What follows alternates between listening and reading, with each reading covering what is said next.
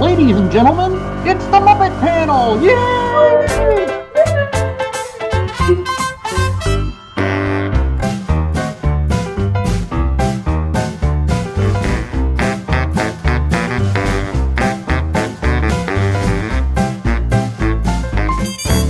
We're talking about Muppets!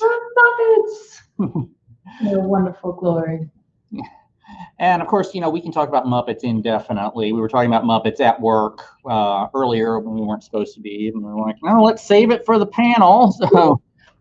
So I wanted to do this panel. I wanted to discuss the concept of the Muppet villain, how it pertains to the Muppets, but also possibly how it metaphorically pertains to us. And so to do that, I think we need to lay down what a Muppet is. What is a Muppet? Besides just felt and ping pong and somebody's hand. All right, so this is what I've come up with. What is a Muppet?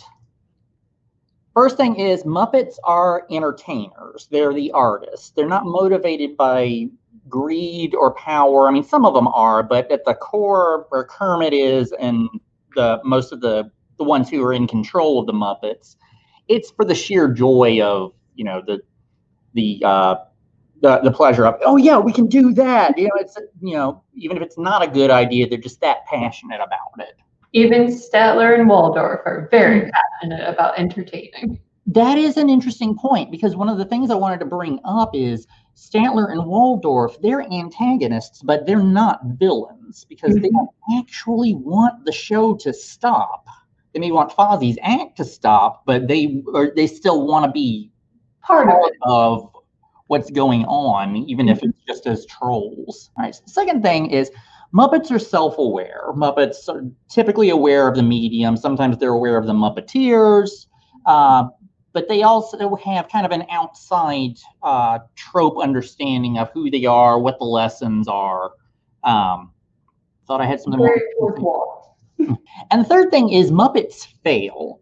And it's not to say that they fail completely. It's that whatever grand idea they have, they're probably not going to get to that level, but they will make it to the finish line in some capacity. It's like that was the whole thing with Kermit putting the Muppet Show together.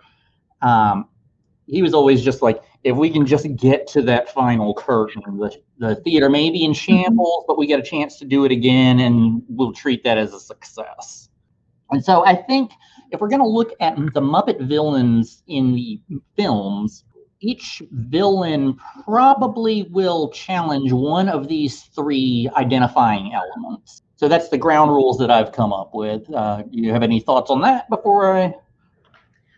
Just some little rules that I think might always pop up. I feel like Miss Piggy has to have in her contract that she has to have some sort of physical altercation with potentially one of the villains in the film. And just a few things. Villains must usually or always state that they are the bad guy. They are just as self-aware as the Muppets. And the theater always seems to be in trouble. And are Miss Piggy and Kermit married? Is that just are you asking me now, or is that something we're going to address? If we can address it at the very end, I would like to know your thoughts, because I am very confused as to the many films we will be discussing as to, are they married? Okay, well then we'll save that for our closing question. I'm trying to think, is there anything else before we get into this? All the Muppet movies that we're looking at the full-length features. Like you could say that an individual episode of the Muppet Show may have like a villain, but they're more of just a short-term obstacle, whereas in a full feature, you kind of need that major obstacle to the Muppets to make this storyline work. And sometimes I think that villain can be an abstract concept, as we'll see for a couple of them. Let's get started with the OG of all the Muppet movies, the Muppet movie.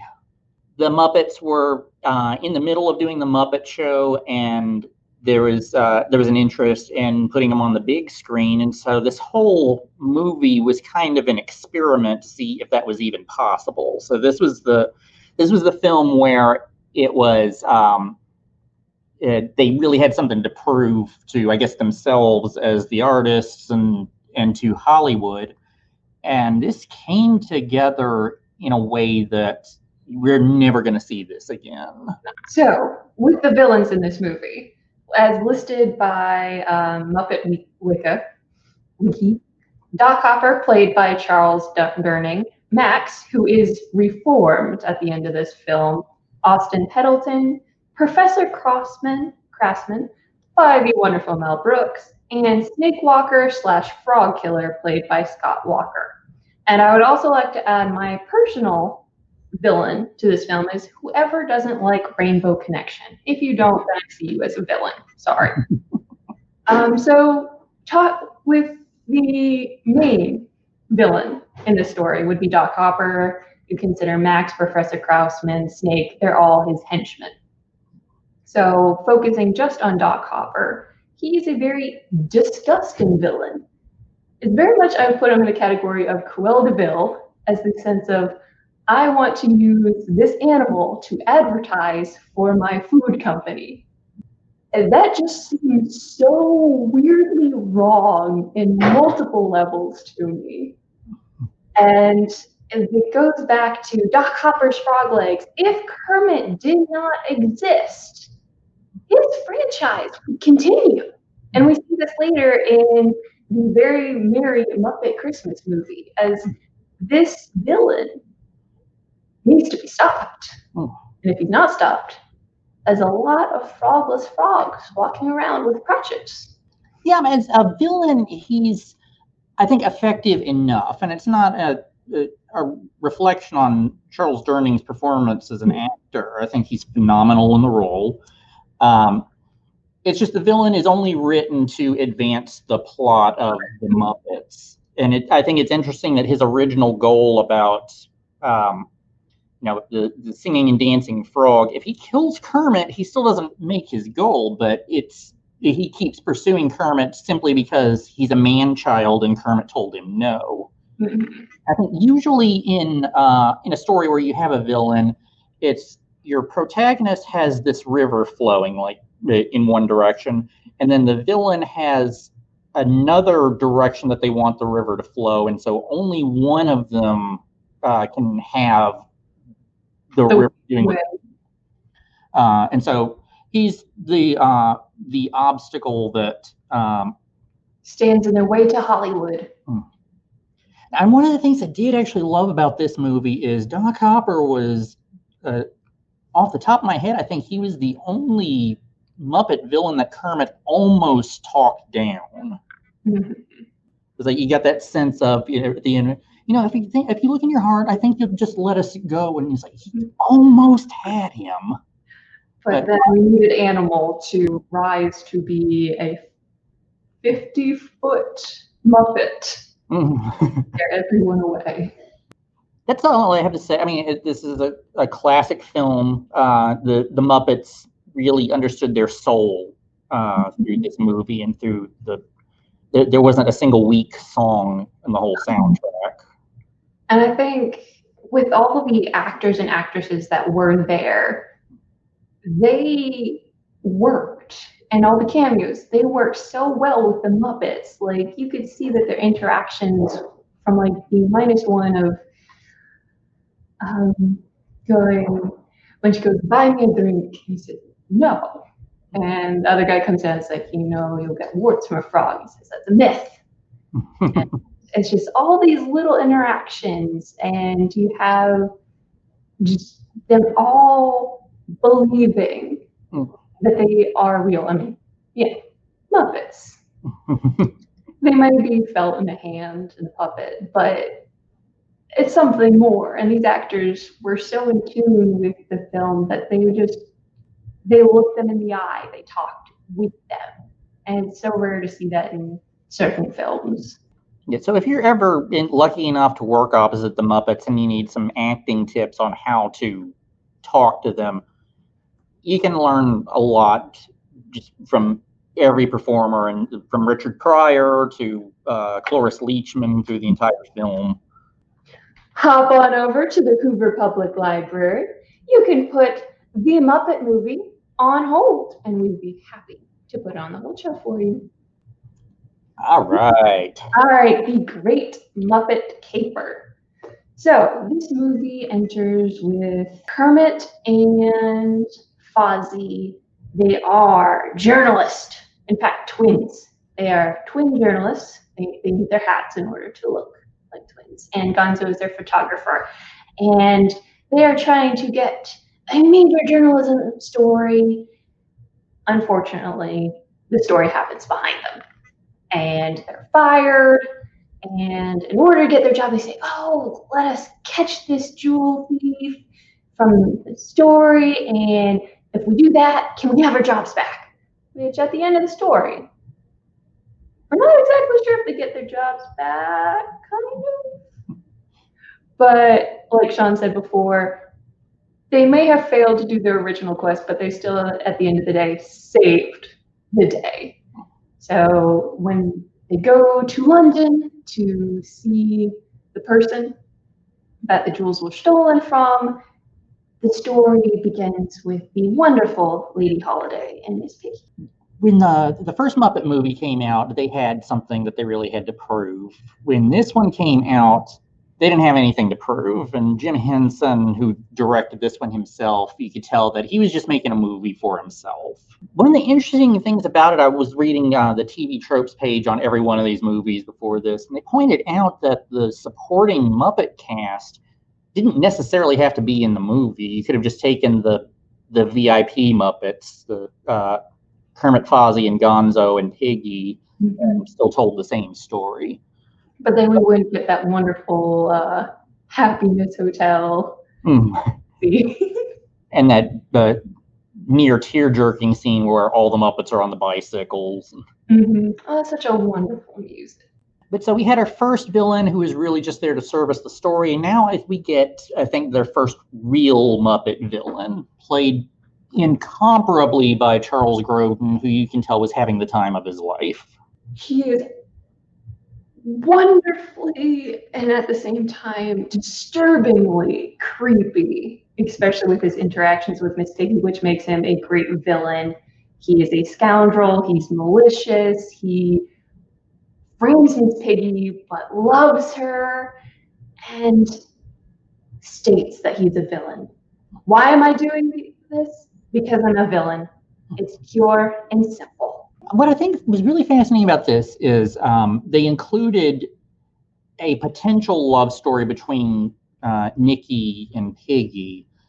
And without that arc, it would basically been jewel thieves and Muppets have to stop them, and that's it. But when you include that cross connection there, it adds the Muppet layer to it. And it's the fact that he is a villain and he knows it, and he knows he's not going to compromise or change on that. But it also shows where he has an emotional conflict. He even says, please forgive me at one point.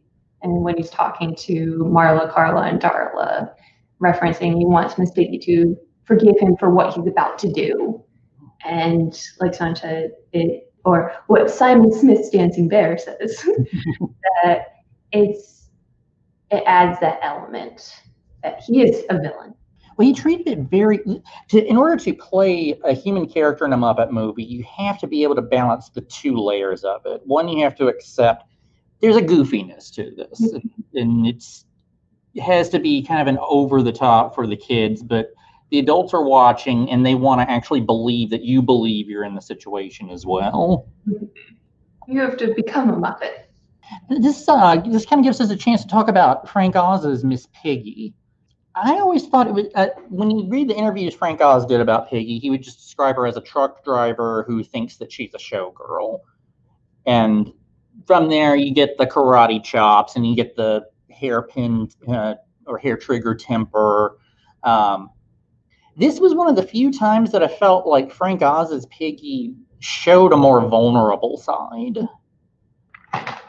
You don't need to to a caper to get this DVD. Come to the Hoover Public Library and check out the Great Muppet Caper. The Muppets take Manhattan, and they actually don't. It's fine where it is. And Jason didn't take it either. So this is pretty much the same plot of the Muppet movie, which is the Muppets are setting out and they're trying to find their fame, their audience, and everything.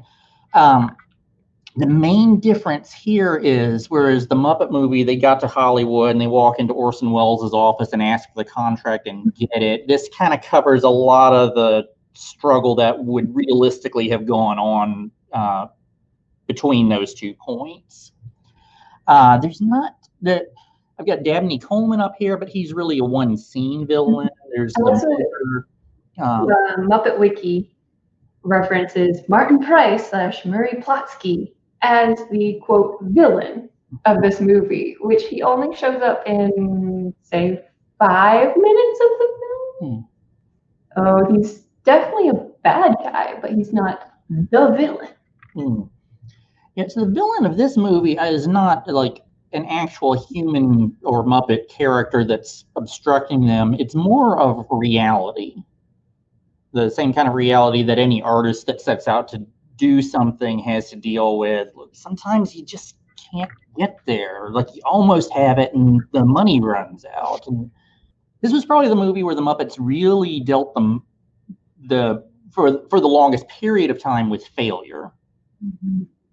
I mean, there's a whole song called Can't Take No for an Answer, and just going through and no and no and no and no to every person they talk to help fund Manhattan Melodies.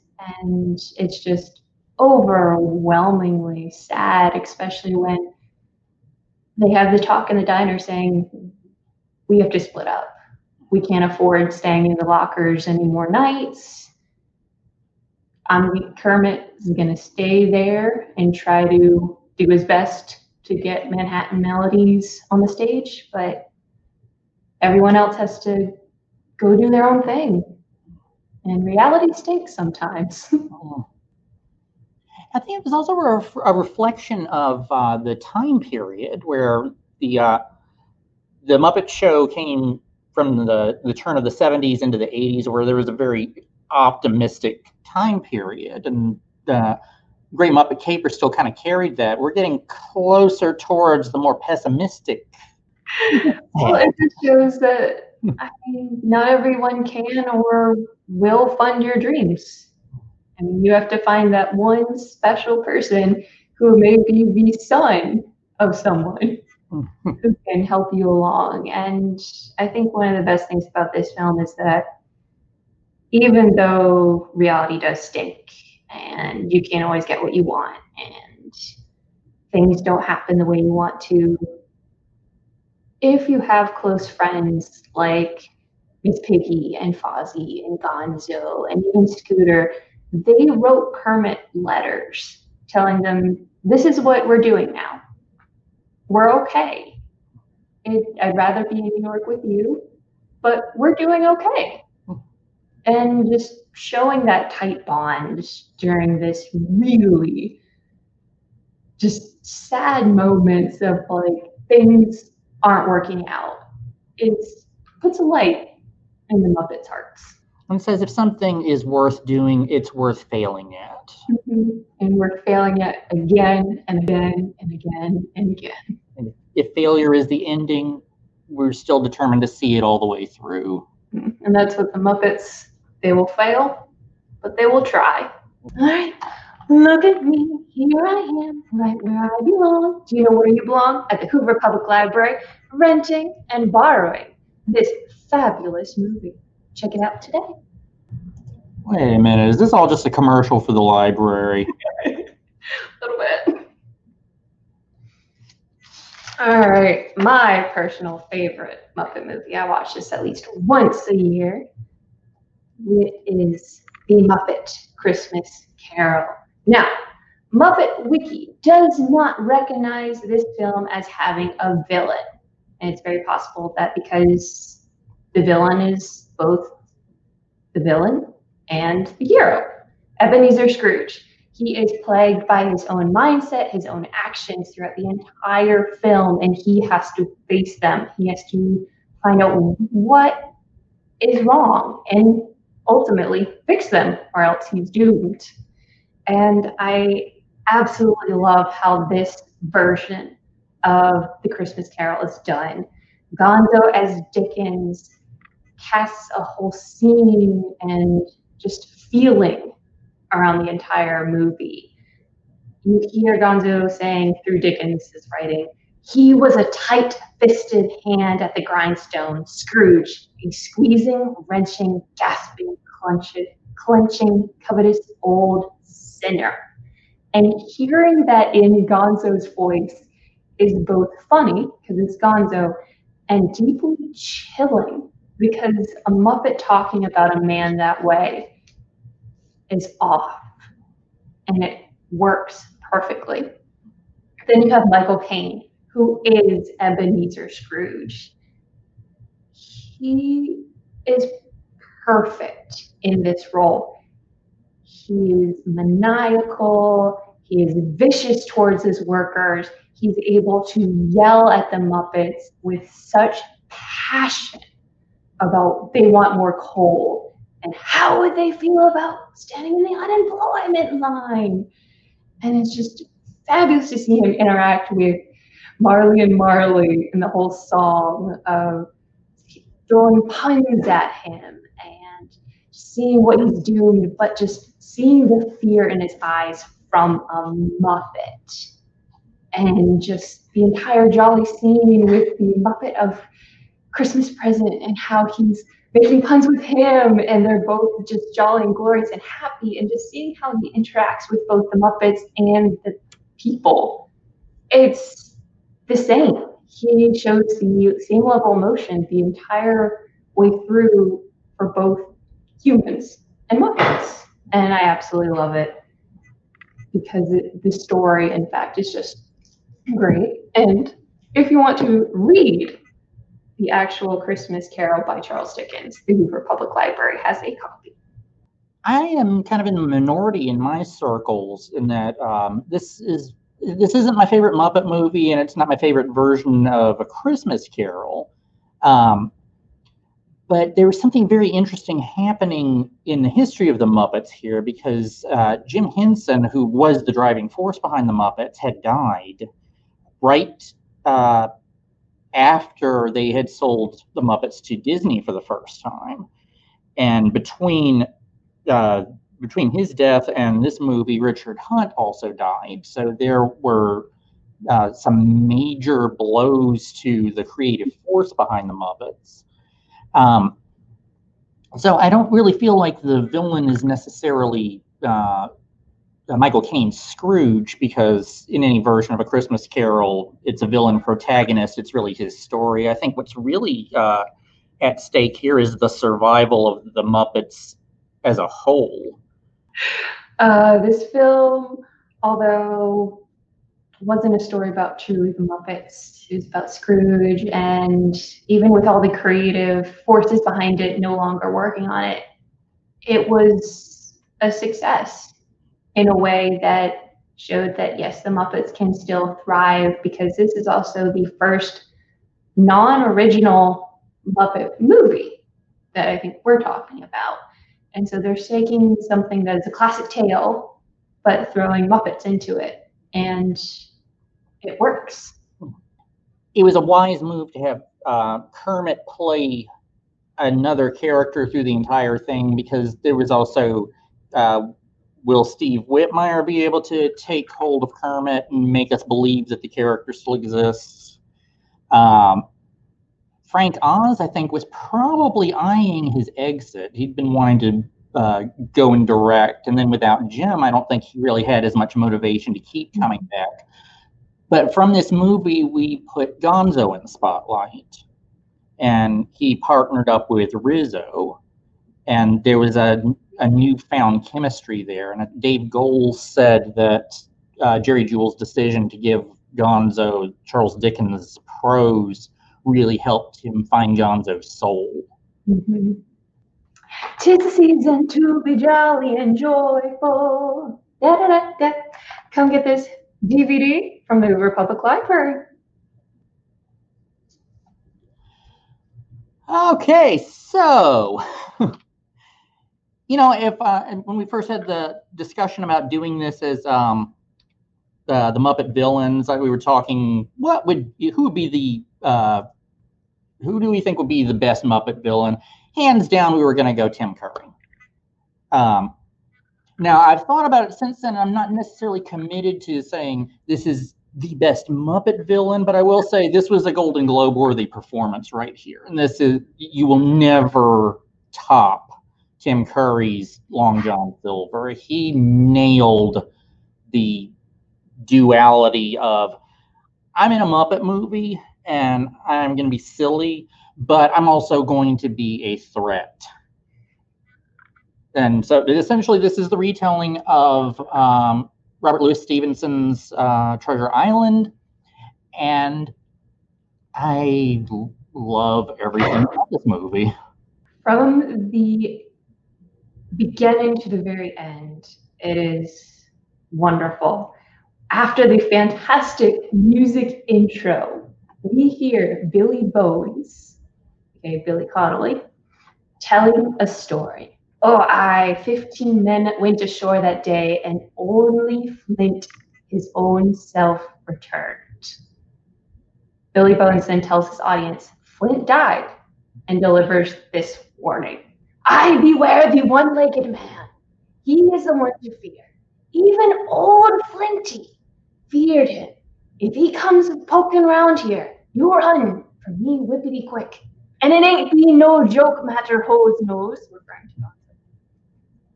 The one-legged man brings death. Before Long John Silver even makes his appearance, the wonderful Tim Curry, you know he is not someone you want to interfere with, let alone meet. And then you meet him. Tim Curry, in his wonderful, just wonderfulness, he is singing a song as the cook. Then he threatens Jim, Gonzo, and Rizzo off the bat. Then he laughs his iconic laugh. And it's just this whole introduction to this man who brings death. And you don't know if you can trust him or not. And that is such an internal conflict with Jim that he has throughout the entire story. And if you ever are interested in reading the Robert Louis Stevens version of the story, we do have a copy of it at the Hoover Library, along with John Drake's prequel, Flint and Silver. This movie had as many classic lines as The Princess Bride did. You could say that Tim Curry could have carried this movie entirely by himself if he's that strong of a performer. But I want to give special mention to Kevin Bishop, because he was a child actor at an age where he's not the kids that count to 20 with Cookie Monster anymore. He still has to act and be in the moment. The thing about him is he believed that he was standing opposite Muppets. His reactions to Gonzo and Rizzo, it was like he had known them for his whole life. Yeah, he was their friends, their brothers. They were a group. They did things together. He wasn't just alone. And like you said, and just seeing him interact with all the Muppets and seeing the fear from both the evil villains, Muppets, and seeing the light in his eyes with Kermit and Sam and Gonzo and Rizzo, and the befuddlement with Fozzie and Mr. Bimbo. And it's like you have to believe at some level. And can we also give props to his absolutely lovely singing voice? I was thinking about Long John Silver as a Muppet villain and how that fits in with the idea that Muppets are self-aware. They don't really worry about death. It's like Muppets tend to eat each other, but it's not treated like, oh no, I'm not going to exist after that. It's more like I have a job interview and somebody's got a water pistol filled with grape juice. Kind of, it's stressful, but it's not the end of the world. And so I was thinking about what made this a Muppet movie, and it was the fact that in most Muppet movies we follow Kermit as the POV character. We're following Jim, and he's like the child that grew up to this age on the Muppets and learned the lessons about loyalty and trust and everything. And then he has to take this into a real world situation with a manipulative adult and not fold those ideals. But at the same time, fold them. Because at the very end, he's still dealing with the fact of, is Long John someone I want to save? Because he just lets him go. And I love that Jim's relationship to Kermit is very distant through most of the movie. Like they have a general respect for each other, but Kermit's there to do a job, and he's got to keep the crazies in line as best as he can. There are only like a couple of moments where he's like, Captain, we've just heard, I'm kind of busy right now, Jim, but Long John is planning a mutiny. And there's that pause, and Kermit's like, okay, I'm not going to question, I believe you. And then at the end, when they have that amazingly emotional goodbye between him and Long John Silver, and then it pans over and you see Kermit, he's like, well done, Jim. Your father will be proud. And that's just so like heartwarming and breaking at the same time, because Jim knows that if he calls the whistle, Long John will more than likely be killed. And it's the whole thing of who should he trust, who should he save, and the whole movie is absolutely beautiful. And he also represents the aspect of the Muppets where it's about the art. He wants the adventure. It sucks that he doesn't get the treasure at the end, but that's not what this has been about for him. It's always been going on a grand adventure ever since he gets the map from Billy Bones. Beware running with scissors and other pointy objects. It's all good fun until someone loses an eye. But don't beware of this movie. The Hoover Public Library will happily put a hold request for you, or you can come to the Hoover Public Library and grab a copy for yourself. All right, Muppets from Space, the Great Gonzo Identity Crisis. So we open up with Gonzo screaming to Noah to let him on the boat before the rain starts. Noah says, "What are you?" and casts him aside.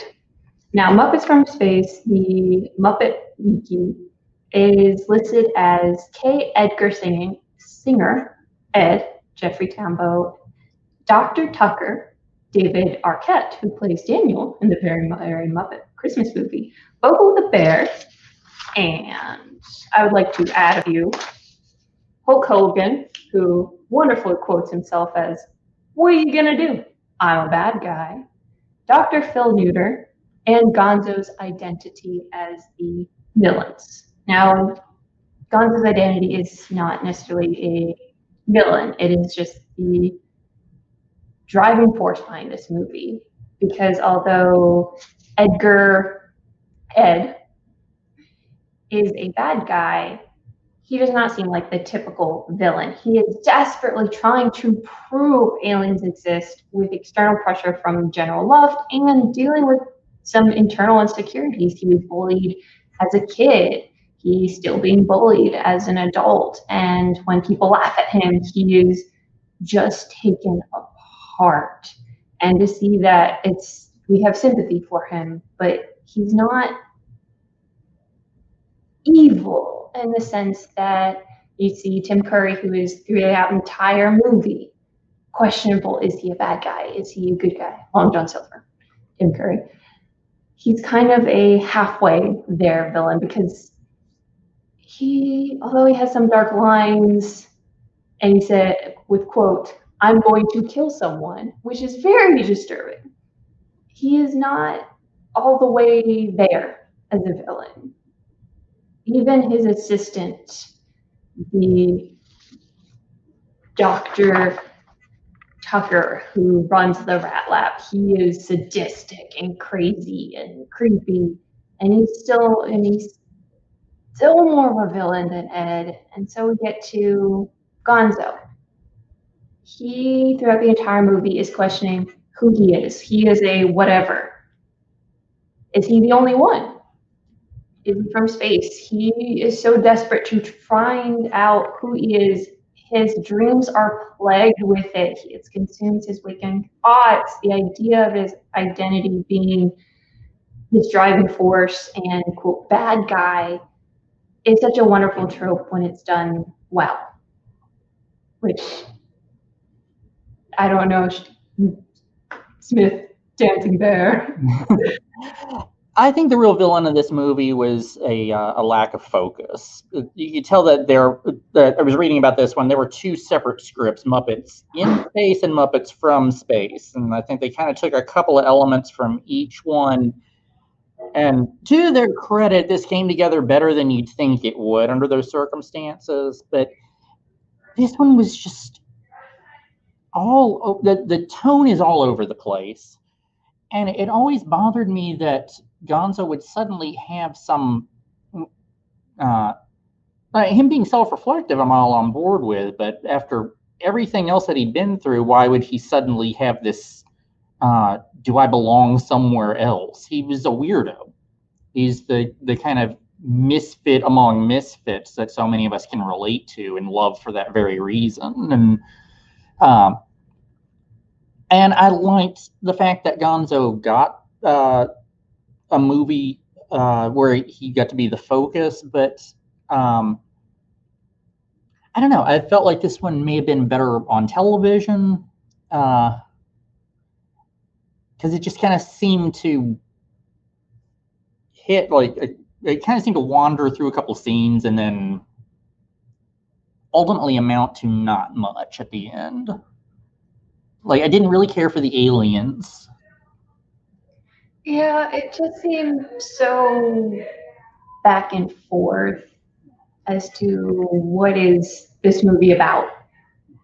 And it's just Gonzo. He wants to know who he is. But is it, and then trying to figure out, is this done well? What?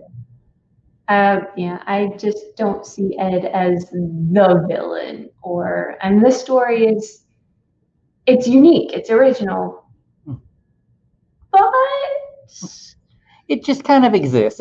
If you made an album out of all the Muppet movies, this would definitely be on the B side. Mm-hmm. So why don't we just move on from this one? All right, you don't need to speak to cosmic fish to watch this movie. Call the Hoover Public Library to get your hands on a DVD copy today. Okay, so for me, this was the one. This was where it felt like the post Jim Henson, where everything just suddenly really clicked with the Muppets. I felt like I was watching Jim Henson doing Kermit again. This movie was funny. It was touching. It was Christmas themed. It was the Muppets version of It's a Wonderful Life.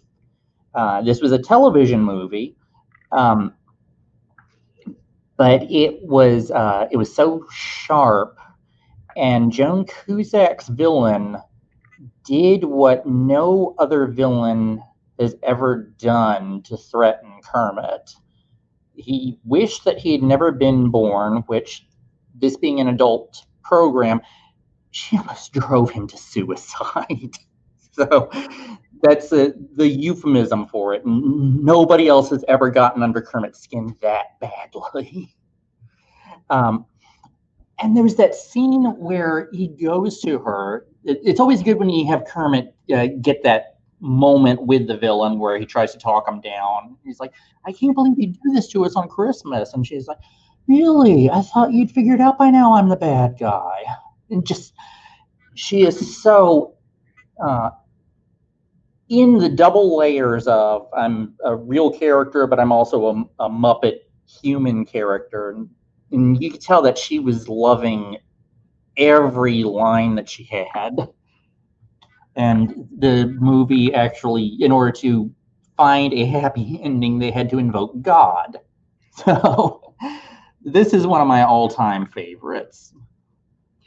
She does a fantastic job as Rachel Bitterman.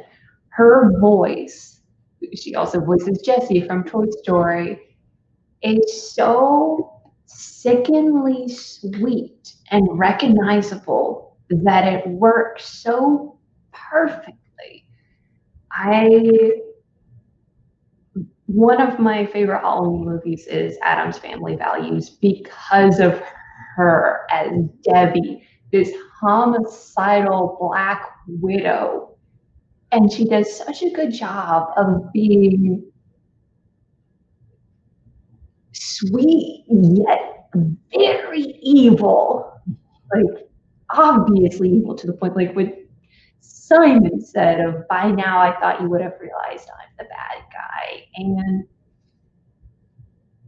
it's just so dark. I mean, Kermit almost froze to death.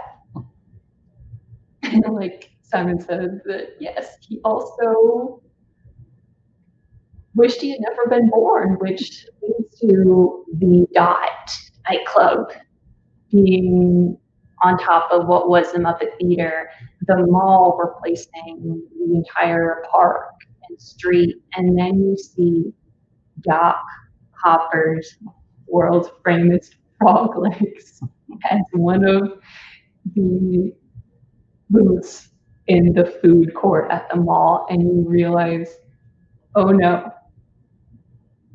Kermit has such an impact on this entire universe. And Miss Bitterman, Joan Cusack, has absolutely destroyed him in a sense that, like Simon said, no villain has yet done before and never does. Never before and never again. Yeah, never again.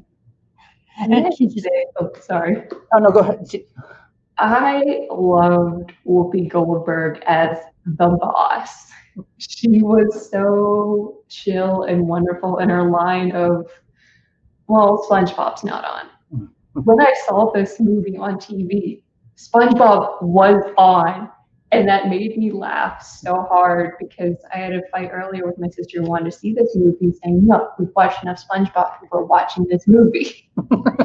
Like, see, even Whoopi Goldberg, the boss, wants to watch SpongeBob. And every character that they had in this movie, along with Danielle, who is wonderful and a complete contrast to his other role in Muppets from Space. And he's so wholesome and nervous, and he loves Kermit so much that he's afraid that Kermit will die. And he's afraid of what will happen to the Muppets. And also, John Cusack and Rachel Bitterman watches Fozzie run through a laser system that it catches fire, not once, but 3 times. There was the one moment where she was like, maybe this is a bit too cold-hearted. And she has that little bit where she sees him like run through and run back, and we're not giving. We didn't get the treat of seeing him run again, but she doesn't turn it off. Well, the thing I love about her character is, like, kind of like when Muppets from Space, where we didn't really have a solid villain, and very easily at the end, the 2 plot points converged and everybody got what they wanted. Bunsen, Honeydew, and Beaker go to her at the end, and they're like, hey, we figured out a way where everybody can have what they want. She's like, no, it's not enough that I get what I want. You have to fail.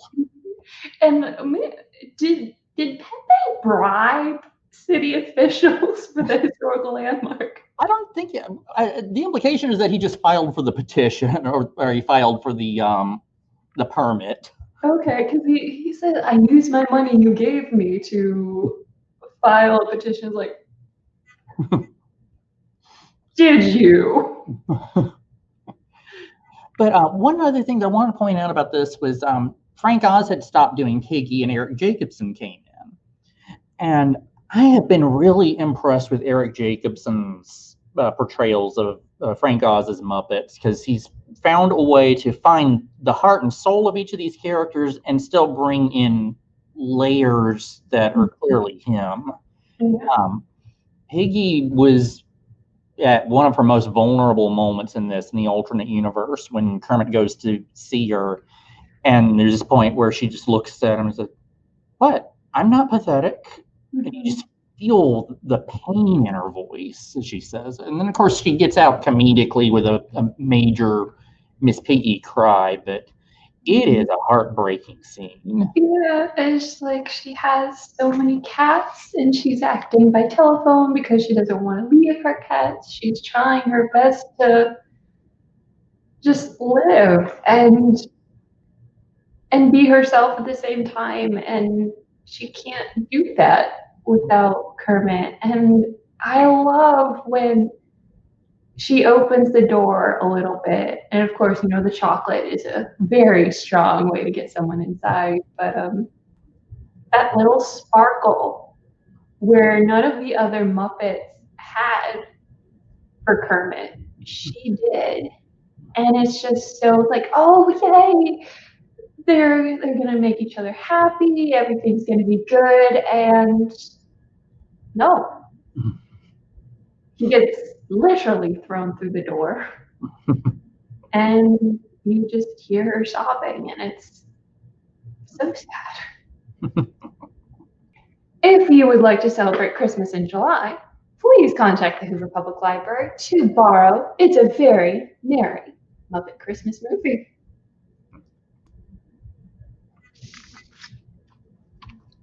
This happened. This did happen. And everything aside, The Muppet Wizard of Oz is a fine movie.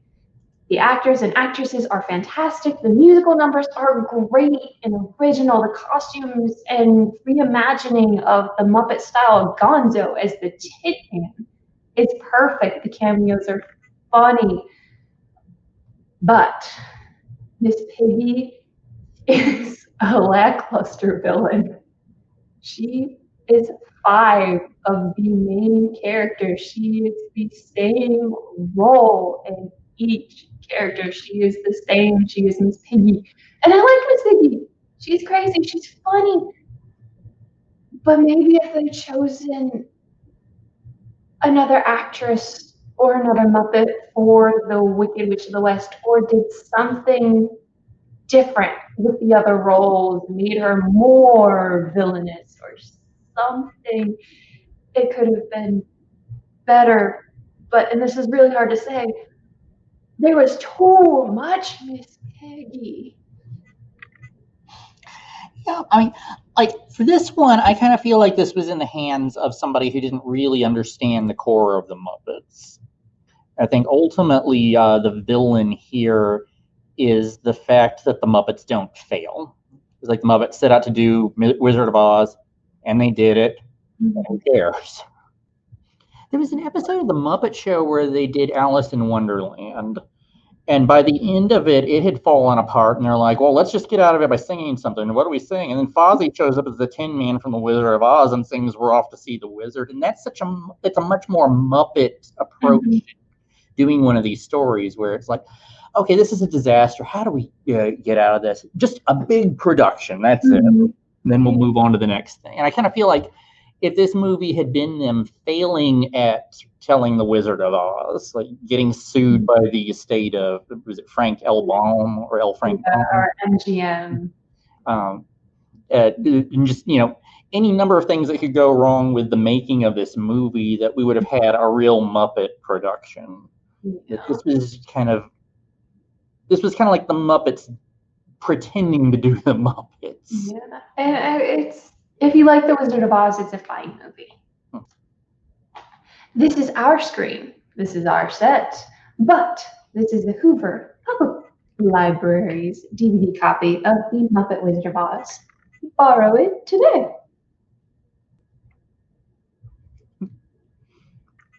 This was essentially the plot of It's a Very Merry Muppet Christmas Movie. I don't know if Jason Segel had missed that one. I liked this one okay. This honestly felt like the Muppet movie version of The Muppet Show. And we probably would have called it The Muppet Movie if that hadn't already been used so successfully before. But it's, the theater's in danger. Let's get the old crew back to put on a show and rescue it. And then we have this extra plot line of a character who is a Muppet but hasn't been discovered by the Muppets and is looking for his place. So we're kind of rehashing Muppets from Space as well. And then we've got a love story that I honestly did not think the movie needed. I liked a lot about this movie, but it felt overstuffed with things that detracted away. It was really just a movie to introduce the Muppets to a new generation that didn't have Disney Plus at the time, so they couldn't watch the show. So this was really kind of a commercial for the Muppets. Yeah, and I mean, it's a fun movie. The musical numbers are original, and I've been singing Everything is Great, Everything is Grand all day because it's just so catchy. The characters are cute and sweet.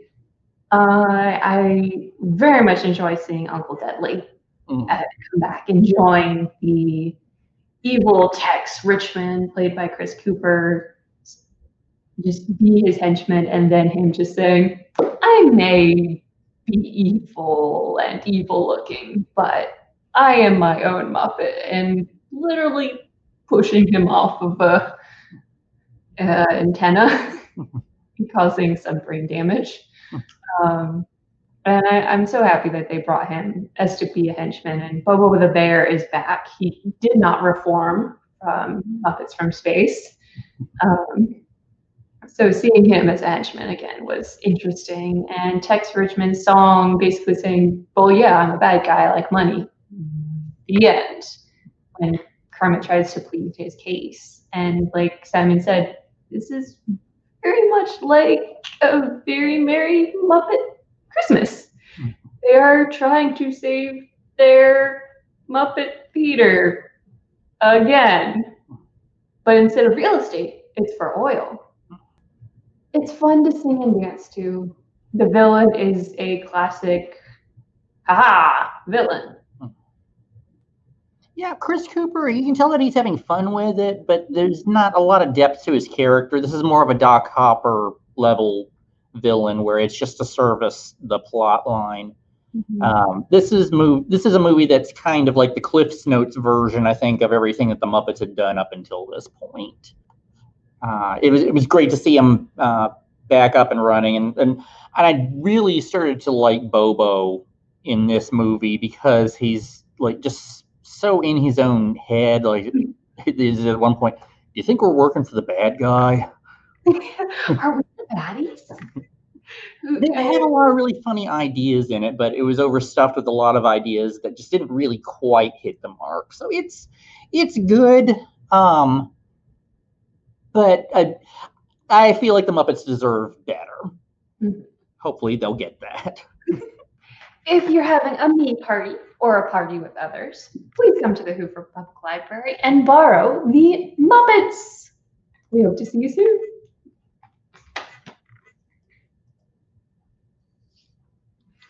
All right, Muppets Most Wanted starts right off the bat as where the Muppets ended.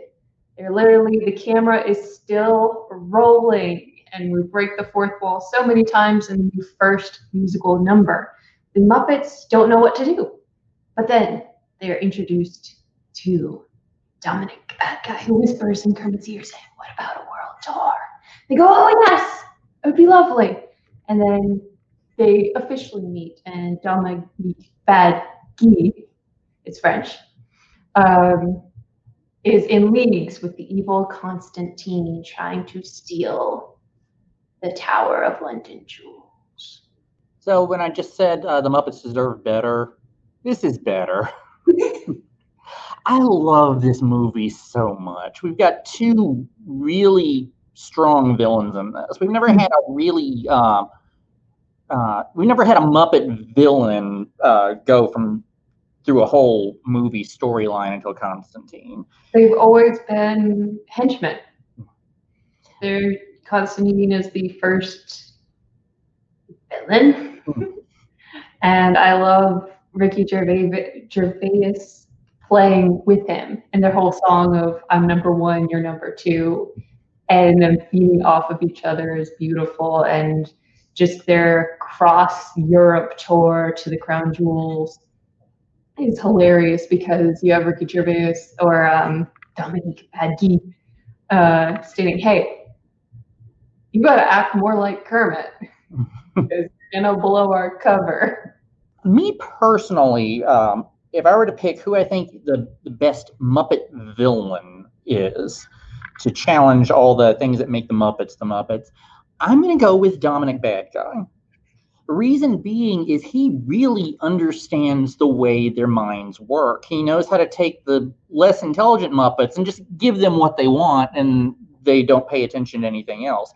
More intelligent Muppets like Kermit, he's got to be greasier about it, but he puts his card in front of Kermit that says, "I'm the bad guy," and he gives those passive aggressive insults. Like, no, they still love you. They just love me more. And these things just slip past Kermit, who really does see the best in people. Mm-hmm. And all of his interactions with the Muppets themselves, he succeeds at every one of his goals. He only messes up when he starts dealing with people outside the Muppets, like Constantine. And Constantine, of course,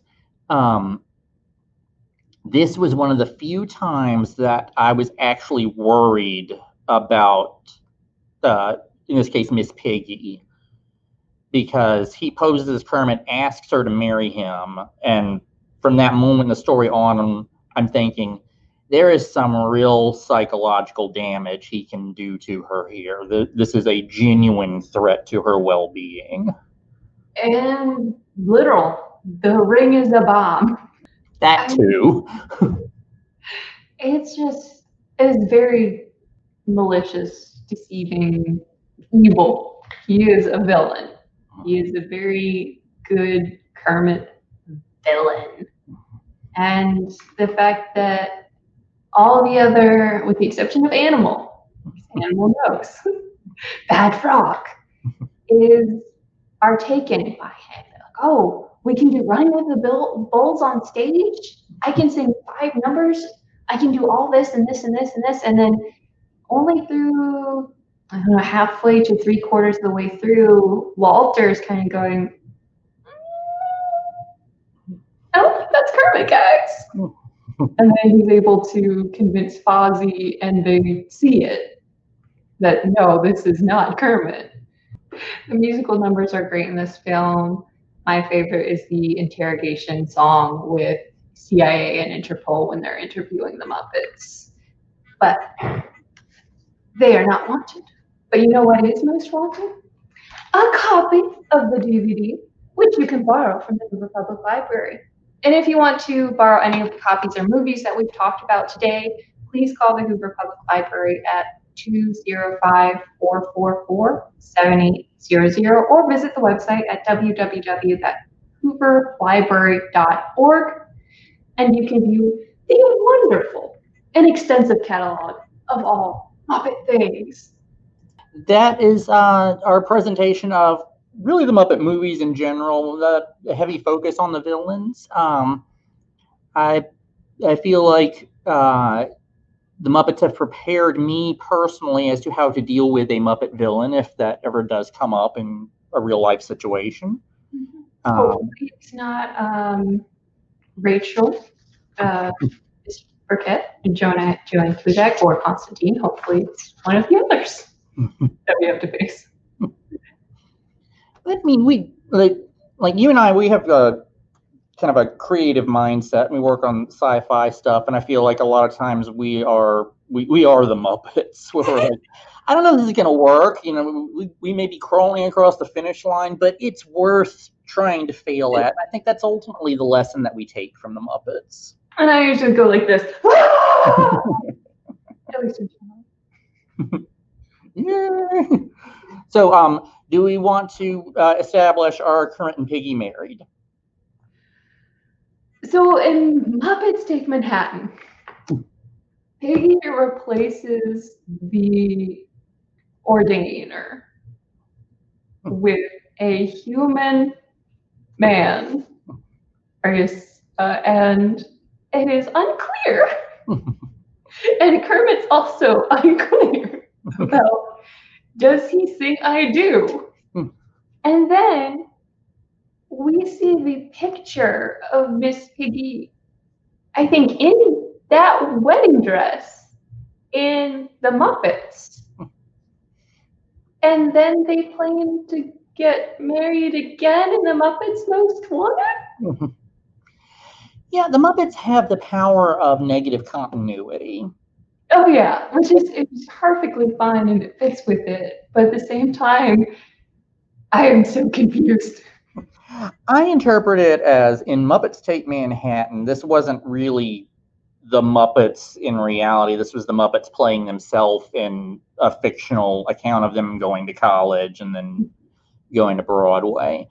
And I'm sure Piggy loved the pictures of her in that dress, and so she plasters them everywhere. It's kind of like Dave Goelz was doing an interview with Gonzo, and doing an interview, and he had Gonzo, and Gonzo was addressing a question: is he an alien? And he's like, I was really excited to find out what I was, and then I ran into Frank Oz, who said it's just a movie. So they can always say no, it's not canon whenever somebody else comes and takes over, and